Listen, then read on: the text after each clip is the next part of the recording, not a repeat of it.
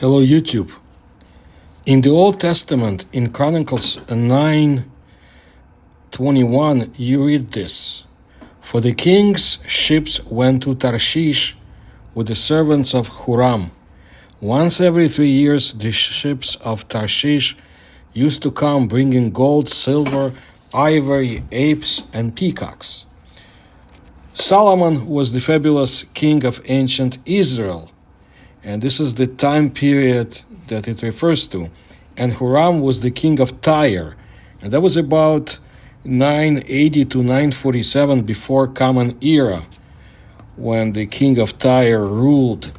Tarshish or Tartessos, the southern coast of Spain and Portugal, once comprised the homeland of a lost civilization known as Tartessos. Tartessos. It lay beyond the Pillars of Hercules and was widely renowned for its incredible wealth and the influence that it has brought to the world around it. It also mysteriously vanished basically in the middle of the first millennium before Common Era, leading some to believe that it was the inspiration for the Plato's Atlantis, or a descendant civilization of it. The origins of Tartessos, its people, and its fate remain a mystery. During its peak, it was basically something like the ancient world's version of El Dorado, a distant, exotic land of wonder, of miracles full of riches that are unimaginable. Perhaps they were related also to the Minoan culture as well. You see, some people, myself included, believe that the Minoans were descendants of the Atlanteans. Now, traditionally, Tartessos is thought to have risen to prominence from 9th to the 6th century before Common Era, when the Greeks and the Phoenicians, with their vast trading networks, put it on the map. The Phoenicians even established colonies in that area. Gadir, which is modern Cadiz, is well known. However, there is a good reason to believe that it was much older. Diodorus Siculus, writing in the 1st century before Common Era, confirms that the Phoenicians had arrived in Tartessos looking for silver well before they started establishing colonies there. And since Gadir, which is the modern Cadiz, is said to have been established by the Phoenicians in about 1100 before Common Era, Tartessos itself must have had a much earlier beginning. But Tartessos was known throughout the ancient world for its fabulous wealth in metals. Archaeological and metallurgical evidence also tells us that the indigenous Tartessians had already developed the technology for mining that would produce the fabulous wealth that Tartessos became known for before the arrival of colonists from the Eastern Mediterranean area. Located in close proximity to the Iberian Pyrite Belt, it was loaded with silver, gold, copper, tin, and to a lesser extent iron. And it should be noted, Tartessos is also the only civilization outside the Middle East that was mentioned in the Old Testament. It's referred to as Tarshish in the Old Testament. In fact, it was there that Jonah tried to flee before the whale swallowed him. And I already mentioned the ships of King Solomon. Other ancient texts also speak to its age and great riches, especially silver. One collection of texts called On Marvelous Things Heard, reportedly it was Aristotle who put it together, says, it is said that the first Phoenicians who said to Tartessos took away so much silver as cargo, carrying their olive oil and other petty wares, that no one could keep or receive the silver, but that on sailing away from the district they had to make all their other vessels of silver, and even all the anchors. Impressive. Likewise, Herodotus tells us that it was the Phoenicians, who were the first of the Hellenes, who made long voyages, and this are they who discovered the Adriatic and Thessalonica and Iberia and Tartessos, and that they became friends with the king of the Tartessians, whose name was Arganthonius, meaning Silver King. He was ruler of the Tartessians for 80 years and lived in all 120. Apart from its legendary wealth and general location, however, Tartessos remains a mystery. Its precise location, especially of its capital, its people, its culture, and what happened to it are all questions that have yet to be answered. But we do have some answers in the spring of the year 2023. Today, Tartessos is thought to have been located in the western Andalusia, in the region of the modern Huelva, Seville, and into the Portuguese region known as the Algarve. Many think that its capital lay somewhere near the mouth of the Guadalquivir River. Peter Daughtry, in his book Atlantis and the Silver City, makes a strong case for the Argantonius capital being in the Portuguese Algarve, where the modern city of Silves is located. He also speculates, and I'm sure he's justified in that the Tartessian culture was a descendant culture of the fabled Atlantis. Two sites in particular offer some tantalizing clues to the Tartessian culture. The first one is Canchoroano, which functioned as a sanctuary from the 7th to the 5th century before Common Era.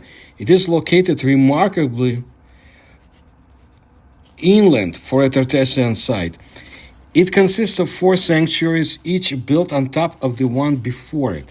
It appears to have been purposely abandoned in the 5th century before Common Era for no apparent reason.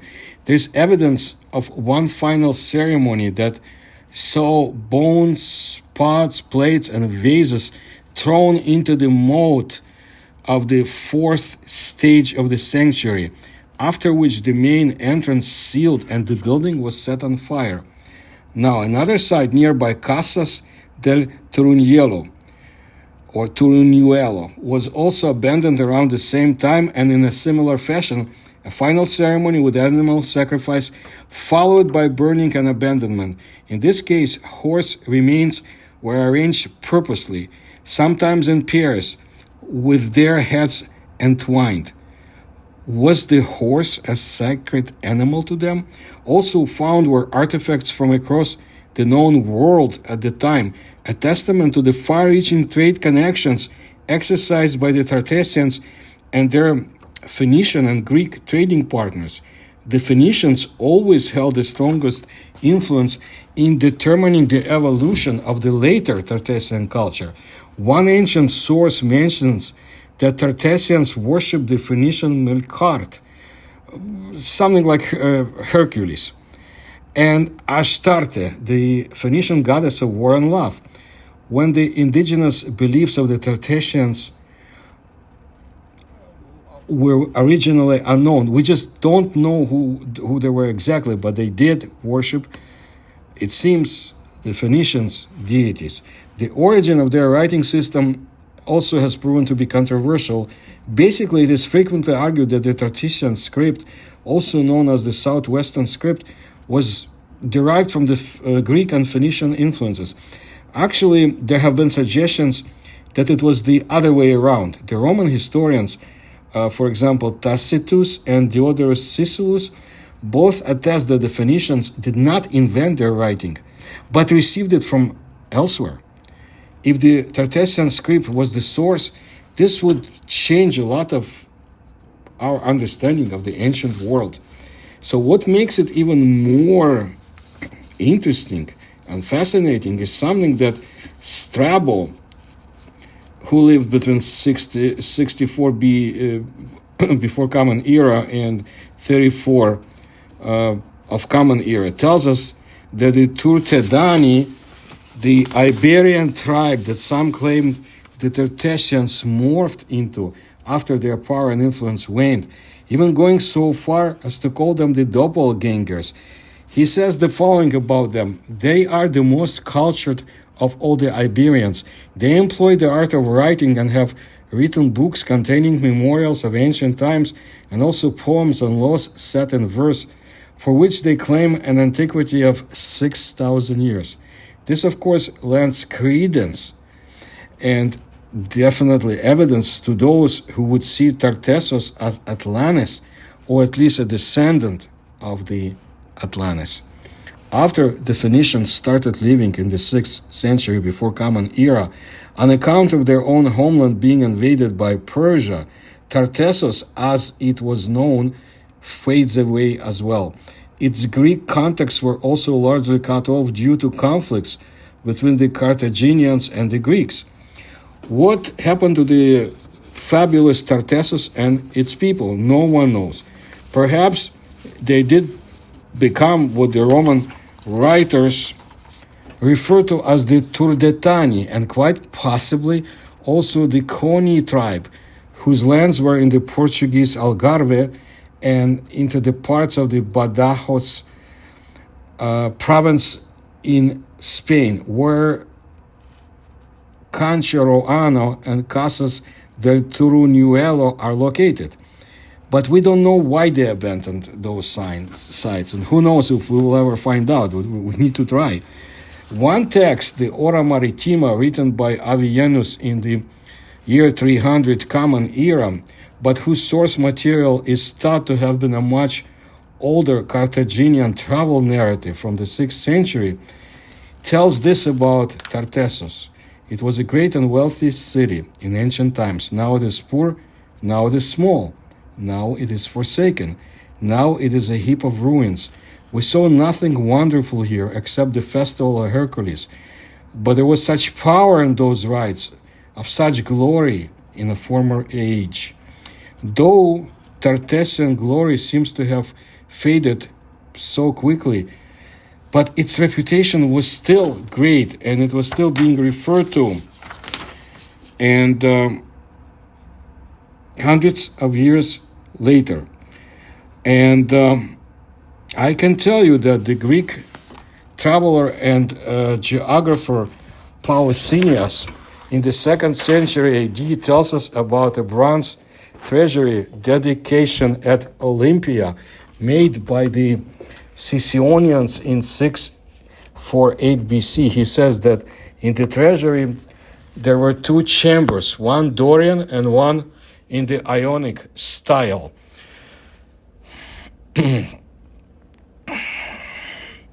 I saw that they were made of bronze. Whether the bronze was Tartessian, as the aliens declare, I do not know.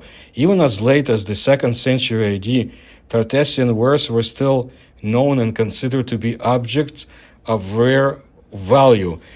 Today, this mystery of Tartessos endures, a lost civilization full of riches and spoken about in reverent tones by other ancient civilizations, basically dazzles the mind with the prospect of uncovering hidden secrets and treasures.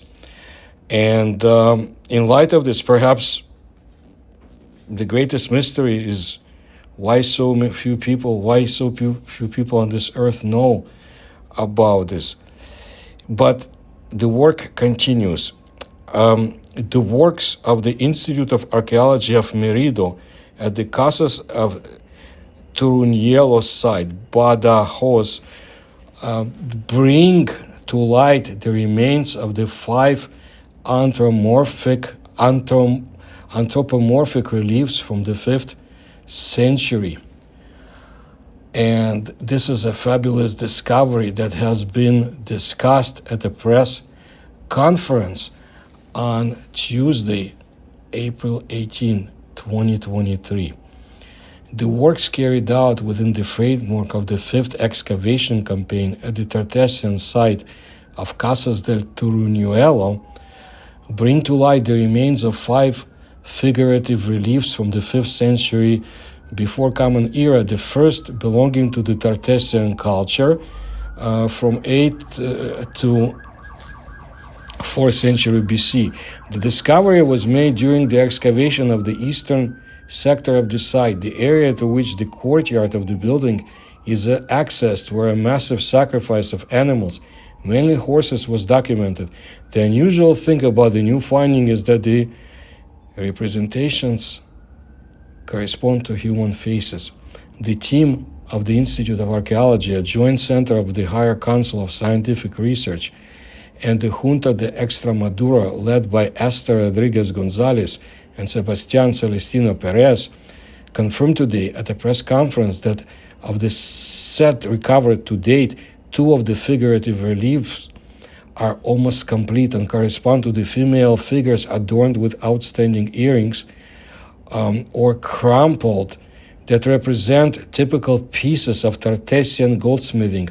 Until now, these gold pieces were only known through the finds made in caves such as the Cancho Roana deposit or within the set that makes up the Aliseda treasure, a Tartessian funeral trousseau found in Ceaceres. Given the technical quality and the artistic detail with which they were elaborated, it seems that we are facing the representation of the 2 female divinities of the Tartessian pantheon. However, the researchers do not rule out that there are prominent figures of the Tartessian society. Along with the 2 female figures, other fragments of reliefs have been discovered. These belong to at least 3 other individuals, one of them identified as a warrior because part of the helmet was preserved. This extraordinary discovery represents a profound paradigm shift in the interpretation of Tartessos, traditionally considered as an iconic culture for representing divinity through animal or vegetable motifs, or through betils, sacred stones. Finally, the discovery only has an even greater impact on both the importance of the site and the transcendence of the Tartessian culture in the Guadiana Valley during its last moments. Archaeologists have unveiled the first known sculptures of human figures made by the Tartessos people, a lost civilization that flourished in Spain some 3,000 years ago, and that has been linked to the myth of Atlantis. And according to researchers, I repeat, they are likely depictions of gods and warriors. Well, the discovery of these 5 reliefs of human faces at the ancient Tartessian site of Casas del Turriñuelo has revealed unexpected details about this Bronze Age society that mysteriously vanished about 2,500 years ago. Though these people produced an abundance of wonderful artifacts, these reliefs are the first human representations excavated at the site, adding a surprising new layer to our understanding of this wonderful, fascinating, vibrant culture. Casas de Turriñuelo was discovered very recently in 2015, and archaeologists are still only scratching the surface of this intriguing site. The archaeological team hopes that future excavations of the ancient temple will reveal new insights about the Tartessos people, their culture, and their strange disappearance of this earth. These findings further influence both the importance of the site and the importance of the Tartessian culture in the Guadiana Valley during its last moments. Again, this is what Lopez said in the statement that the archaeologists put out. So let's stay tuned and see what else will be discovered there. It's really a fascinating ancient culture that we know so little about, and I hope we will find out more. So stay tuned to my videos, and if you like my research, please see how you can support me in the description to this video. Please subscribe to my channel, and please tell others. Thank you.